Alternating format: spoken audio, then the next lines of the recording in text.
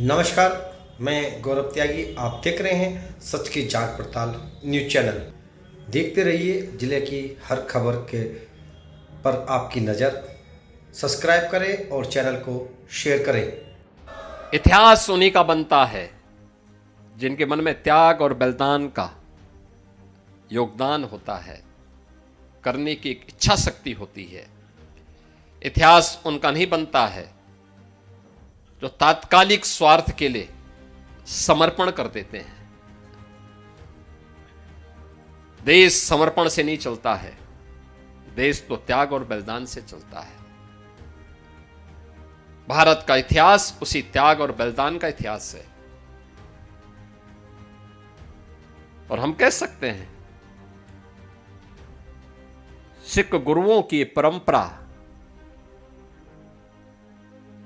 केवल एक सामान्य परंपरा नहीं है, यह असाधारण है। एक विशिष्ट प्रयोजन के लिए उनका आगमन हुआ और जागरण करने के बाद फिर वे अंतर्ध्यान हो गए। भगवान कृष्ण ने गीता में वैसे ही नहीं कहा कि यदा यदा य धर्मस्य ग्लानिर्भवति भारत, यानी ये वैसे ही नहीं कहा।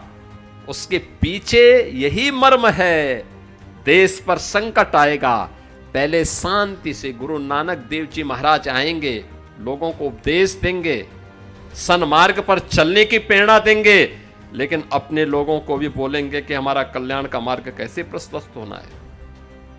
आप लंगर जो छकाते हैं ना, आज भी कोई भी आता है, मैंने देखा गुरुद्वारों में, किसी को पूछते नहीं कहां से आए हो, कोई पूछता नहीं किस क्या जाति है, सब कोई भी बैठ के खा लेता है, कोई दिक्कत नहीं, क्योंकि हमारे संस्कार है, हमारी गुरु की परंपरा है, हम उसके साथ जुड़ते हैं। आज भी जिन पंच प्यारों को गुरु गोविंद सिंह जी महाराज ने खालसा पंथ की स्थापना के आधार बनाया था, वे भी सनातन धर्म की उन जातियों से थे जिनको दुर्योग से लोगों ने अछूत बनाने का प्रयास किया था। उन सबको जोड़ने का काम किया था गुरु गोविंद सिंह जी महाराज ने। यानी समाज को जोड़ने का कार्य कैसे होना चाहिए,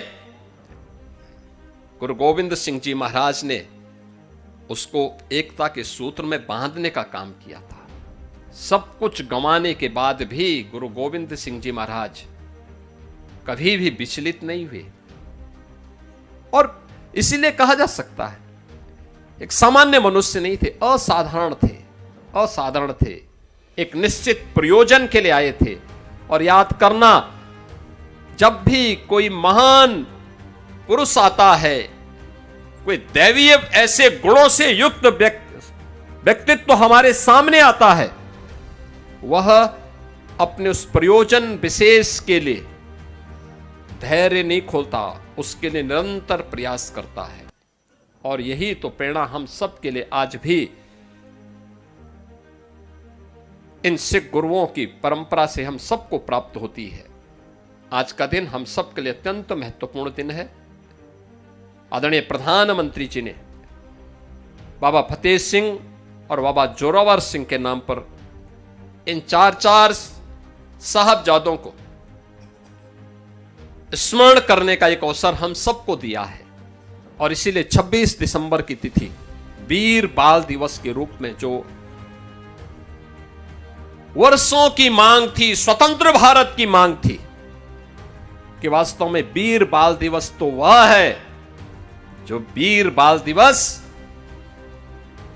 गुरु गोविंद सिंह जी के चार साहबजादों ने देश और धर्म के लिए अपना बलिदान दिया था।